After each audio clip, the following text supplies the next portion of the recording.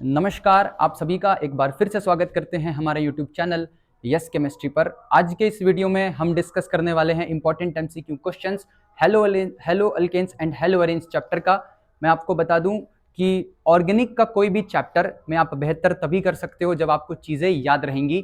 तो आपको इस वीडियो में जो भी कुछ बता रहा हूँ उसको अच्छे से याद रखिए, क्योंकि एग्ज़ाम आपका काफ़ी नज़दीक है। तो अभी एग्ज़ाम से जस्ट पहले आप इस वीडियो को अगर देखते हो, इस वीडियो से रिलेटेड बातें आपको याद रहती है, तो एग्जाम में आप अपने बहुत सारे सवालों को सही कर सकते हो। आपने ऑलरेडी काफ़ी सारा पेपर दे रखा है, 2 पेपर सभी ने दे रखा है, तो आपको पता चल गया होगा कि कैसे टाइम को मैनेज करना है, कैसे प्रेशर को हैंडल करना है। और आपको ये भी पता चल चुका होगा कि अल्टीमेटली एग्जाम में मैटर करता है कि आपने पूरे साल क्या पढ़ा है। पूरे साल आपने क्या पढ़ा है, रिजल्ट भी उसी चीज़ पर डिपेंड करेगा आपके। तो केमिस्ट्री में भी इस चीज़ को अच्छे से अप्लाई करिए। पूरे साल आपने जो भी चैप्टर्स पढ़ा है, जो भी टॉपिक्स पढ़ा है, उसको अच्छे से रिवाइज करिए और रिवीजन करके जब आप एग्जाम में बैठिएगा तभी अपना बेस्ट दे पाइएगा। चलते हैं आज के पहले सवाल पर। आज का हमारा पहला सवाल कह रहा है ethylidene chloride is an. Ethylidene chloride की मैं बात करूं, ये एक कॉमन नेम दे रखा है हमारे पास। कॉमन नेम किसका दे रखा है? Ethylidene chloride. अगर मैं इसका स्ट्रक्चर ड्रॉ करूं तो ये कुछ इस प्रकार होगा, CH3 CH2 और इस पे एक मिनट CH और इस पे 2 Cl। इसको कहते हैं इथाइलिडीन क्लोराइड। अगर मैं बात करूं आगे इस चैप्टर में आपको कुछ इस प्रकार से भी कंपाउंड दिख सकता है, CH3 Cl एंड Cl। ठीक है, जैसे आप देख रहे हो कि इस वाले कंपाउंड में एक ही कार्बन पर 2 Cl लगा हुआ है, लेकिन इस वाले केस में 2 पड़ोसी वाले कार्बन पे क्लोरीन लगा हुआ है। मैं आपको बता दूं इसका कॉमन नेम होता है अल्काइलिडीन क्लोराइड और इसका कॉमन नेम होता है अल्काइलिन डाइक्लोराइड। ठीक है, अभी फिलहाल हमें सवाल में दे रखा इथाइलिडीन क्लोराइड, इसलिए मैंने 2 कार्बन ड्रॉ किया है और इसका पूछ रहा है इनमें से कौन है, विसिनल, जेमिनल, एलाइलिक, विनाइलिक। तो मैं आपको बता दूं कि जब एक ही कार्बन पर 2 क्लोरीन लगा होता है इसको हम लोग बोलते हैं geminal, this is geminal dihalide. और अगर पड़ोसी वाले कार्बन पे, आस पड़ोस वाले कार्बन पे 2 क्लोरीन लगा रहता है उसको हम लोग बोलते हैं विसिनल डाइहेलाइड। ठीक है, इस बात को ध्यान रखिएगा, सवाल बिल्कुल दिख सकता है। एलाइलिक और विनाइलिक की बात करें, आपको पता होना चाहिए कि कार्बन डबल बॉन्ड कार्बन के बाद वाले कार्बन पर हेलोजन लगा है, then it is allylic halide. और विनाइलिक हेलाइड किसको कहते हैं? कार्बन डबल बॉन्ड कार्बन से डायरेक्ट हेलोजन लगा हुआ है तो उसको कहते हैं विनाइलिक हेलाइड। तो इस सवाल का जवाब हो जाएगा जेमिनल हेलाइड। ठीक है, चलते हैं अगले सवाल पर। अगला सवाल कह रहा है the position of bromine in the compound this can be classified as. इस कंपाउंड में यह हमें कंडेंस्ड फार्मूला दे रखा है, तो आपको कंडेंस्ड फार्मूला को ओपन स्ट्रक्चर में ड्रॉ करने आना चाहिए। इसको मैं लिख सकता हूं CH3 CH डबल बॉन्ड, फिर कार्बन जिसपे लगा एक हाइड्रोजन, उससे जुड़ा है एक C, फिर Br CH3 का होल ट्वाइस, यानी इस कार्बन पे लगा हुआ है ब्रोमीन और 2 बार CH3। ठीक है, सबसे पहले आपको कंडेंस्ड फार्मूला को ऐसे कंप्लीट नोटेशन में लिखने आना चाहिए। इसके बाद हमसे पूछ रहा है कि ब्रोमीन का जो पोजीशन है वो एलाइल है, एराइल है, विनाइल है। आपको दिख रहा है कि ब्रोमीन किस पे लगा है? कार्बन डबल बॉन्ड कार्बन के बाद वाले कार्बन पे ब्रोमीन लगा हुआ है, और कार्बन डबल बॉन्ड कार्बन के बाद वाले कार्बन, तो ये हो जाएगा एलाइल। क्या हो जाएगा? एलाइल। इस चीज को ध्यान रखिएगा। टर्शरी भी कह सकते हैं क्योंकि ये 3 डिग्री कार्बन पे लगा है, लेकिन टर्शरी ऑप्शन में नहीं है। चलते हैं अगले सवाल पर। मैं आपको बता देता हूं एराइल कब होता, ब्रोमीन एराइल कब होता? जब ब्रोमीन बेंजीन से डायरेक्ट जुड़ा होता। बेंजीन से डायरेक्ट अगर ब्रोमीन जुड़ा होता तो ये एराइल कहलाता। चलते हैं अगले सवाल पर। अगला सवाल कह रहा है which of the following is vinyl halide. इन सब में से विनाइल हेलाइड कौन है? आपको बताया कि विनाइल हेलाइड उस केस में बनेगा जिसमें कार्बन डबल बॉन्ड कार्बन से हेलोजन डायरेक्ट लगा होगा, तो इसका आंसर हो जाएगा ऑप्शन नंबर बी। अगले सवाल पर चलते हैं। अगला सवाल कह रहा है IUPAC नेम। मैं पहले बता दूं कि IUPAC नेम बेहद इंपॉर्टेंट है आपके एग्जाम के पॉइंट ऑफ व्यू से। इवन 2023 में 5 मार्क्स में IUPAC नेम पूछा गया था, तो आप IUPAC नेम को बढ़िया करके जाएं, रिवाइज करके जाएं। यहाँ IUPAC नेम की अगर बात करें तो IUPAC नेमिंग का जो सबसे पहला नियम होता है वो कार्बन के सबसे लंबे चेन को पहचानना। ये रहा हमारा कार्बन का सबसे लंबा चेन, इस पे कर देते हैं नंबरिंग 1 2 3। ठीक है, अब अगर बात करें तो 2 पे लगा हुआ है ब्रोमो, और 2 पे लगा हुआ है methyl propane, 2 bromo 2 methyl propane, answer हो जाएगा ऑप्शन नंबर सी। ठीक है, कोई दिक्कत नहीं होना चाहिए, आसान था। अगले सवाल पर चलते हैं। Alkyl halides are used for the preparation of which of the following, मतलब एल्काइल हेलाइड का इस्तेमाल इन सब में से किसको प्रिपेयर करने के लिए कर सकते हैं? एल्काइल हेलाइड से इन सब में से किसको प्रिपेयर कर सकते हैं? मैं आपको बता दूं, एल्काइल हेलाइड से अल्केन भी बनाया जा सकता है। एल्काइल हेलाइड से अल्केन बनाया जा सकता है। वुड्स रिएक्शन आपको याद होगा, तो वुड्स रिएक्शन में क्या करते हैं? एल्काइल हेलाइड का रिएक्शन सोडियम से करवाते हैं, सोडियम मेटल से करवाते हैं इन प्रेजेंस ऑफ ड्राई ईथर, तो अल्केन बनता है। तो एल्काइल हेलाइड से अल्केन तो बन सकता है, एल्कीन भी बन सकता है। आपने एलिमिनेशन रिएक्शन पढ़ा होगा, एलिमिनेशन रिएक्शन में एल्काइल हेलाइड से एल्कीन बनता है, अल्कोहल भी बनता है, ये भी पढ़ रखा है, यानी इसका आंसर हो जाएगा ऑल ऑफ दीज। ठीक है, अल्कोहल कैसे बनता है? तो अल्कोहल बनता है न्यूक्लियोफिलिक सब्स्टिट्यूशन रिएक्शन से। विच of the following compounds has zero dipole moment? ठीक है, इन सारे कंपाउंड्स में से जीरो डाइपोल मोमेंट किसका है? तो आप याद रखिए, जीरो डाइपोल मोमेंट है CCl4 का, क्योंकि अगर मैं CCl4 का स्ट्रक्चर ड्रॉ करूं, CCl4 का स्ट्रक्चर ड्रॉ करूं, CCl4 का स्ट्रक्चर ड्रॉ करूं, तो आपको पता होना चाहिए कि क्लोरीन ज्यादा इलेक्ट्रोनिगेटिव है, तो डाइपोल इधर इधर ऊपर ऊपर नीचे left right overall dipole cut जाएगा, म्यू बराबर हो जाएगा 0। तो मेरे हिसाब से इकलौता कंपाउंड है यहाँ पर CCl4 कार्बन टेट्राक्लोराइड, जिसका डाइपोल मोमेंट 0 होगा, बाकी किसी का 0 नहीं होगा। मोस्टली ऑप्शन जब डाइपोल मोमेंट 0 पूछता है तो CCl4 ही आंसर होता। अगला सवाल, the product of the reaction this is, ठीक है, C2H5Br, इसको ड्रॉ कर लें, CH3CH2Br, और इसका रिएक्शन किससे करवाया जा रहा है? एल्कोहलिक KOH से। इसका रिएक्शन करवाया जा रहा है एल्कोहलिक KOH से। एल्कोहलिक KOH रिएजेंट याद होना चाहिए। एल्कोहलिक KOH देखते ही आपको पता चल जाना चाहिए एलिमिनेशन रिएक्शन का बात हो रहा है, और एलिमिनेशन रिएक्शन का बात हो रहा है तो हम इस्तेमाल करते हैं सेटजेफ रूल का, सेटजेफ रूल का। लेकिन यहां पर जरूरत नहीं पड़ेगा यार, क्योंकि यहां पर जो हमारा कार्बन है, या फिर हमारा जो अल्फा कार्बन है वो सिर्फ एक ही है। ठीक है, जैसे अल्फा कार्बन बीटा कार्बन एक ही है जिससे हेलोजन लगा है, this is alpha carbon and this is beta carbon. तो हम ऐसा बोलेंगे कि यहां पर जो एल्कीन बनेगा वो कैसे बनेगा? ब्रोमीन हट जाएगा और इस दोनों कार्बन के बीच डबल बॉन्ड बन जाएगा, तो आंसर हो जाएगा CH2 डबल बॉन्ड CH2। याद होना चाहिए alcoholic KOH elimination reaction show करता है, तो इसका आंसर हो जाएगा एल्कीन। देख के टिक कर देते, इतना दिमाग लगाने का जरूरत ही नहीं था, अल्कोहलिक KOH देख के एल्कीन वाला ऑप्शन टिक कर देते। Which one of the following is the main product of the reaction this? मैं आपको बता दूं, ये रिएक्शन देखो कहीं जाना पहचान लग रहा है क्या? CHCl3 क्लोरोफॉर्म का रिएक्शन ऑक्सीजन से करवा रहा है इन प्रेजेंस ऑफ लाइट। मैं आपको बता दूं कि ये हमने पढ़ा था पॉलीहेलोजन कंपाउंड्स में, और हमने पढ़ा था कि अगर हम क्लोरोफॉर्म का रिएक्शन ऑक्सीजन से कराते हैं इन प्रेजेंस ऑफ सनलाइट तो फिर बनता है COCl2, है ना, जो कि बेहद पॉइजनस गैस होता है। इसका नाम होता है फॉस्जीन, फॉस्जीन याद रखिएगा, फॉस्जीन। और भी क्वेश्चन इससे रिलेटेड पूछ सकता है। क्लोरोफॉर्म का ऑक्सीडेशन करवाते हैं इन प्रेजेंस ऑफ लाइट तो बनता है फॉस्जीन, ऑप्शन नंबर सी हो जाएगा इसका आंसर। अगले सवाल पर चलते हैं। SN2 मैकेनिज्म प्रोसीड्स विया फॉर्मेशन ऑफ। SN2 मैकेनिज्म जब क्लास में मैंने बताया था तो एग्जाम्पल लिया था कि एक केस में आदमी कुर्सी पर बैठा है, दूसरे केस में कुर्सी अपने आप खाली होता है। तो आपको याद होगा, नहीं याद है तो कॉपी देखो अपना। मैं बताया था कि SN2 रिएक्शन और SN1 रिएक्शन दोनों बताया था। आपको पता होना चाहिए कि SN1 रिएक्शन में कार्बोकेटाइन बनता है, SN2 रिएक्शन में कार्बोकेटाइन नहीं बनता है। आपको पता होना चाहिए कि SN2 रिएक्शन में एक टेट्राहेड्रल इंटरमीडिएट बनता है, एक इंटरमीडिएट बनता है SN2 रिएक्शन में। क्लास में कुछ इस प्रकार बताया था कि एक आदमी कुर्सी पे बैठा है, आप कुर्सी पे जैसे ही हाथ रखते हो तो वो आदमी कुर्सी से उठता है। तो एक मोमेंट ऐसा होता है कि आपने भी कुर्सी पे हाथ रखा हुआ है, वो आदमी भी कुर्सी पे बैठा हुआ है, तो उसी मोमेंट को मैंने बोला था कि it is like an intermediate, जिसको ट्रांजिशन स्टेट भी कहते हैं। ठीक है, ये एक ट्रांजिशन स्टेट होता है। चलिए चलते हैं अगले सवाल पर। मैं आपको बता दूं, आपके एग्जाम के लिए SN1 और SN2 रिएक्शन बेहद इंपॉर्टेंट है।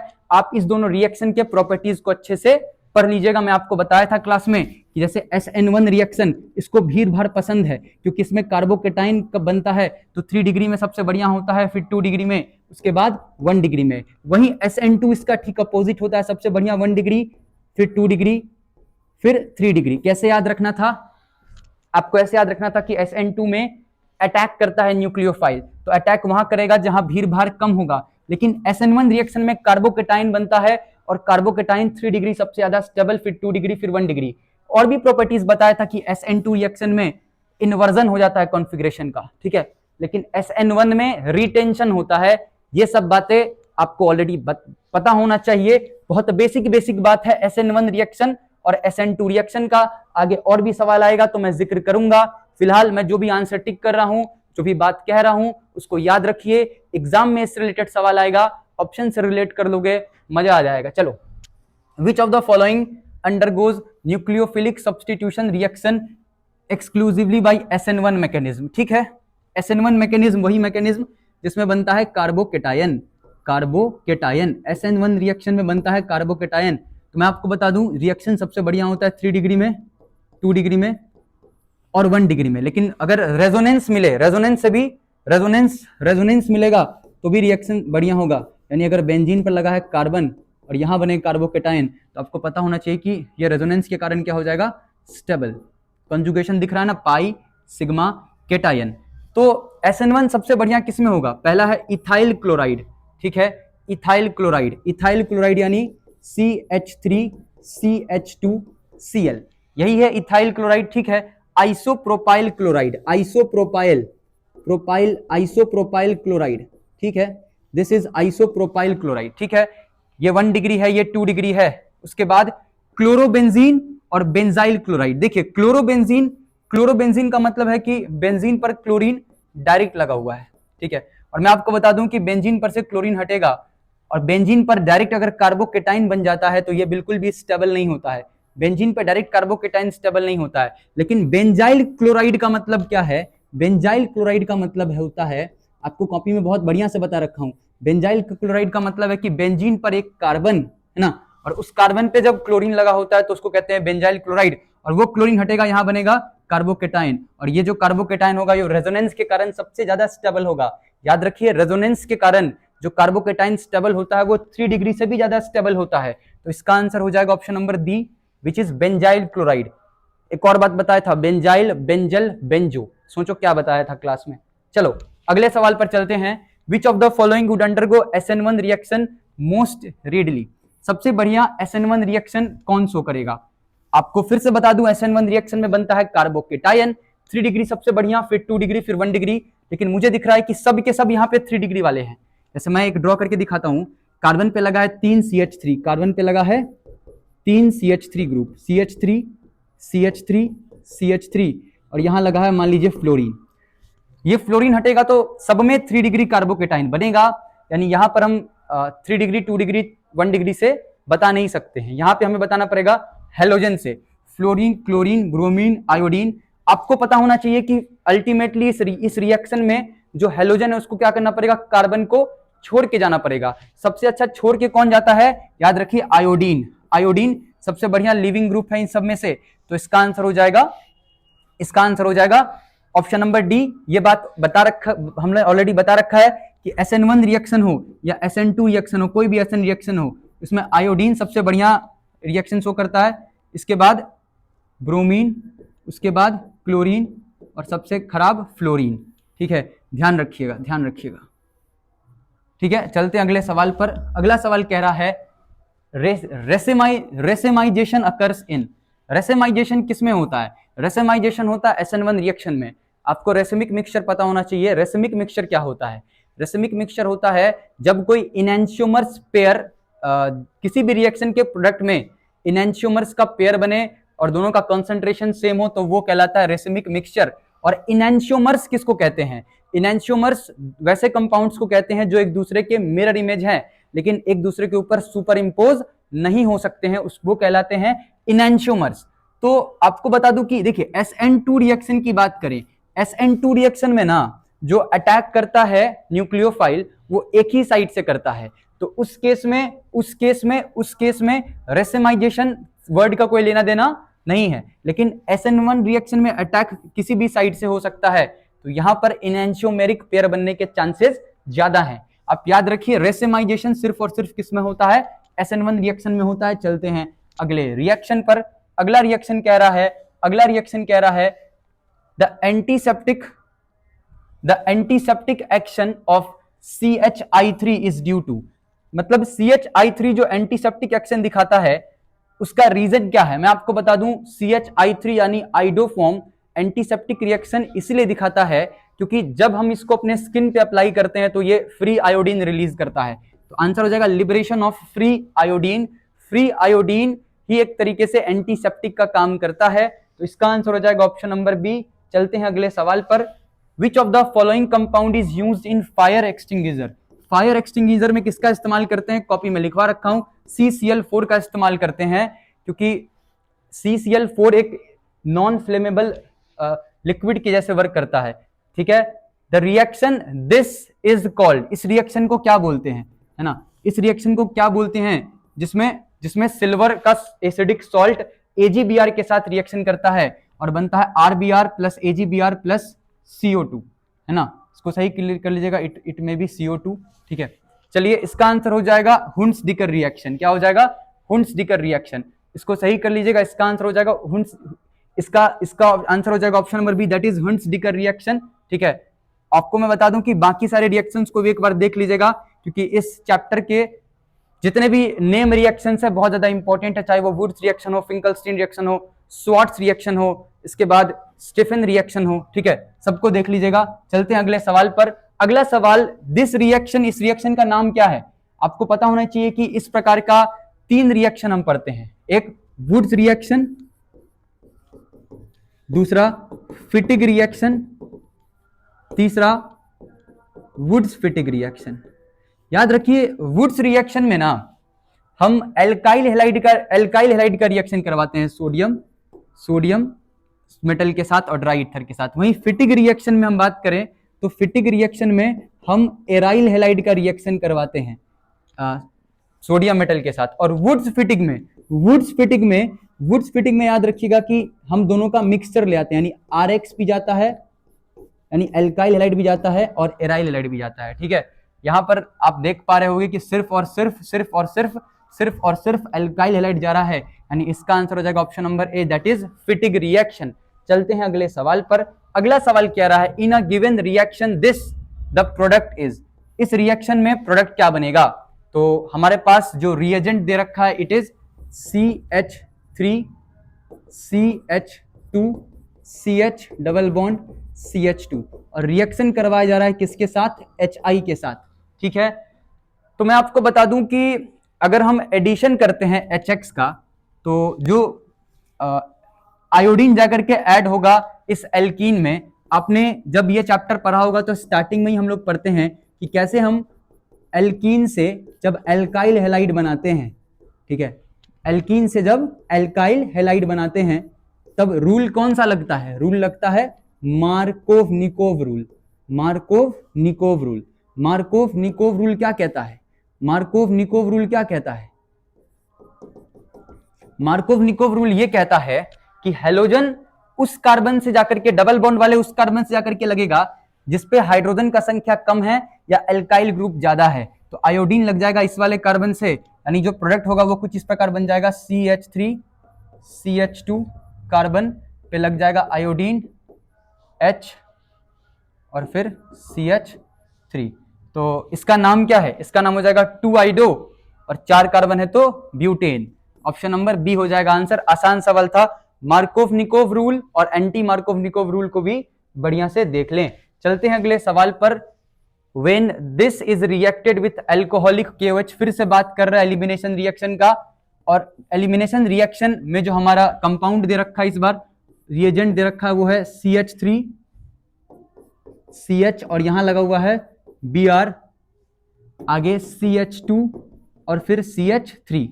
ध्यान दीजिएगा, आपको पता होना चाहिए कि एलिमिनेशन रिएक्शन में जो नियम हम फॉलो करते हैं प्रोडक्ट बनाने के लिए वो सेटजेफ रूल के अकॉर्डिंग करते हैं। और सेटजेफ रूल कहता है कि भैया ये हमारा अल्फा कार्बन, ये हमारा beta carbon.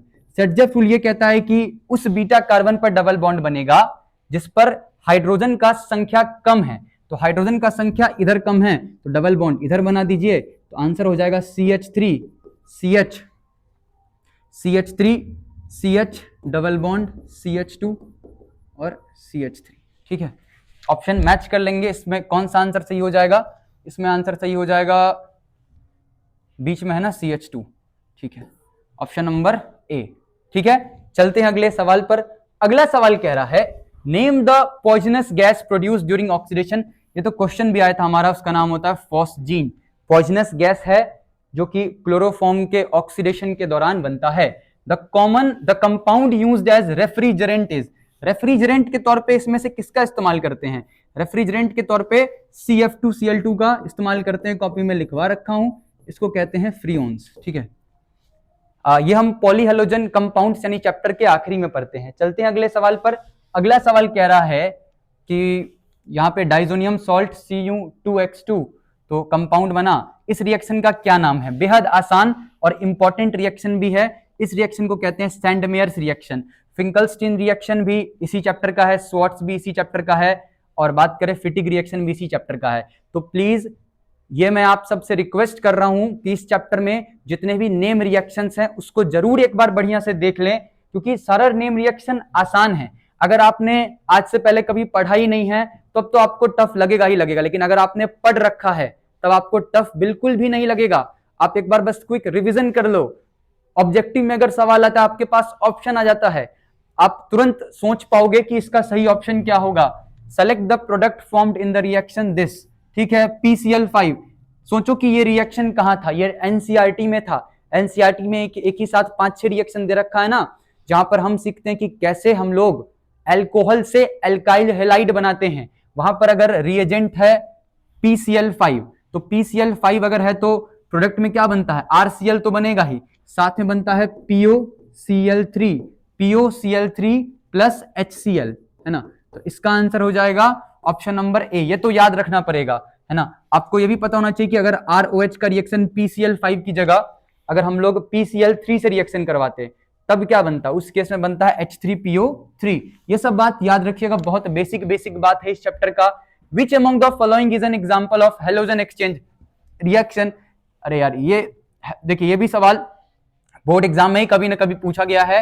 Halogen exchange reaction कौन सा है? आप देखिए कौन से रिएक्शन में हैलोजन का एक्सचेंज हो रहा है। RX NaI RI NaX। आपको दिख रहा है कि X लेकर के आया था और I लेकर के जा रहा है। कॉपी में भी मैं इसी तरीके से लिखवा रखा हूं कि लेके कुछ भी आओ और आयोडीन लेके जाओ तो उस रिएक्शन को कहते हैं फिंकलस्टीन रिएक्शन, और लेके कुछ भी आओ, फ्लोरीन लेके जाओ तो उस रिएक्शन को कहते हैं स्वार्ट्स रिएक्शन। इसका आंसर हो जाएगा option number A. This reaction is called Finkelstein reaction. इसको हैलोजन एक्सचेंज रिएक्शन इसीलिए कह रहे हैं क्योंकि देखिए जो एल्काइल ग्रुप है इसके साथ X आया था, X की जगह पे क्लोरीन हो सकता है, ब्रोमीन हो सकता है, लेकिन जा कौन रहा है? R के साथ I जा रहा है। इस रिएक्शन को कहते हैं फिंकलस्टीन रिएक्शन, या this reaction is also called halogen exchange reaction. चलते हैं अगले सवाल पर। अगला सवाल कह रहा है Grignard reagent prepared by the action of magnesium in dry ether. ठीक है, मतलब ग्रिग्नार्ड रिएजेंट मैग्नीशियम के किसका रिएक्शन मैग्नीशियम से कराएंगे ड्राई ईथर के साथ तो ग्रिग्नार्ड रिएजेंट बनेगा। यार ग्रिग्नार्ड रिएजेंट किसको कहते हैं? RMgX को। ठीक है, यानी मैग्नीशियम का रिएक्शन मैं किसके साथ करवाऊं? In presence of dry ether, ताकि ग्रिग्नार्ड रिएजेंट बन जाए। ठीक है, देखिए एग्जाम में बहुत सारा ऐसा सवाल होता है ना कि आप थोड़ा सा कॉमन सेंस लगा लोगे तो आप ऑप्शन सही टिक कर दोगे। कैसे? आप कॉमन सेंस लगाइए कि ग्रिग्नार्ड रिएजेंट के पास होता है हैलोजन। हैलोजन इन सारे ऑप्शन में से सिर्फ एक के पास है, ऑप्शन नंबर सी, और ऑप्शन नंबर सी है हमारा ethyl chloride, that is C2H5Cl का रिएक्शन मैग्नीशियम से कराएंगे तो फिर हमारा ग्रिग्नार्ड रिएजेंट बनके तैयार हो जाएगा। ऑप्शन नंबर सी हो जाएगा आंसर। अगले सवाल पर चलते हैं। Most preferred to prepare alkyl chloride from alcohol. आपको पता होगा SOCl2।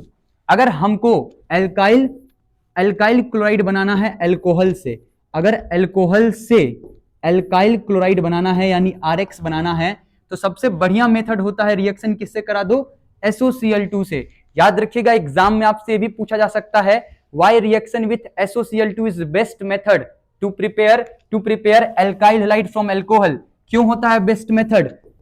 बेस्ट मेथड इसीलिए होता है सर क्योंकि यहाँ पे एल्काइल हैलाइड के साथ जो बाकी प्रोडक्ट्स बनते हैं वो सब के सब गैसियस होते हैं। SO2 और HCl दोनों गैसियस प्रोडक्ट होते हैं, तो हम एल्काइल हैलाइड को आसानी से सेपरेट कर सकते हैं। आंसर हो जाएगा ऑप्शन नंबर बी। चलते हैं अगले सवाल पर। अगला सवाल कह रहा है carbon chlorine bond in chlorobenzene in comparison to carbon chlorine bond in methyl chloride. ध्यान दीजिए, मान लीजिए ये है हमारा क्लोरोबेंजीन, बेंजीन पे लगा हुआ है Cl, और दूसरे केस में carbon chlorine bond in methyl chloride यानी CH3Cl। हमसे पूछ रहा है कि इस केस में कार्बन क्लोरीन का बॉन्ड और इस केस में कार्बन क्लोरीन का बॉन्ड में क्या डिफरेंस है, कौन लॉन्गर है, स्ट्रॉन्गर है, वीकर है। सबसे पहले तो आप ये समझ जाइए कि रेजोनेंस के कारण जो कार्बन और क्लोरीन का बॉन्ड होता है क्लोरोबेंजीन में, उसके पास डबल बॉन्ड वाला कैरेक्टर होता है। याद आया, डबल बॉन्ड वाला कैरेक्टर होता है, आपको याद आना चाहिए। अगर आपने चैप्टर पढ़ा आपको याद आना चाहिए किसके पास होता है डबल बॉन्ड वाला कैरेक्टर। क्या होता है? डबल बॉन्ड कैरेक्टर होता है, ठीक है। और ये बेचारा रेजोनेंस नहीं कर पा रहा है, तो ये तो सिंगल बॉन्ड का सिंगल बॉन्ड ही रह जाएगा। यानी इस केस में कार्बन और क्लोरीन का जो बॉन्ड है वो कैसे बिहेव करेगा? It will behave like double bond. लेकिन इस वाले केस में कार्बन क्लोरीन का जो बॉन्ड है it will behave like single bond. तो आप कॉमन सेंस लगाइए, आपको पता होना चाहिए कि सिंगल बॉन्ड का बॉन्ड लेंथ ज्यादा होता है डबल बॉन्ड से, और अगर हम बॉन्ड स्ट्रेंथ की बात करें तो डबल बॉन्ड का बॉन्ड स्ट्रेंथ ज्यादा होता है सिंगल बॉन्ड से, ठीक है। यहां मैं बात कर रहा हूं बॉन्ड लेंथ की और यहां मैं बात कर रहा हूं बॉन्ड स्ट्रेंथ की। तो हमसे पूछ रहा है क्लोरोबेंजीन में, तो क्लोरोबेंजीन में शॉर्टर होगा और स्ट्रॉन्गर होगा। आंसर हो जाएगा ऑप्शन नंबर सी। और इसी रीजन से जो हमारा क्लोरोबेंजीन है वो बढ़िया सब्स्टिट्यूशन रिएक्शन शो नहीं करता है। क्यों नहीं शो करता है? क्योंकि क्लोरीन यहां से जाना पसंद ही नहीं करेगा। क्लोरीन यहां पे कार्बन को छोड़ के जल्दी जाएगा ही नहीं। क्यों नहीं जल्दी जाएगा? क्योंकि कार्बन और क्लोरीन के बीच में डबल बॉन्ड कैरेक्टर है, और डबल बॉन्ड कैरेक्टर है तो ये दीवार जल्दी टूटेगी नहीं, और टूटेगी नहीं तो रिएक्शन जल्दी होगा ही नहीं। तो ये था हमारा आज के इस लेक्चर का आखिरी सवाल।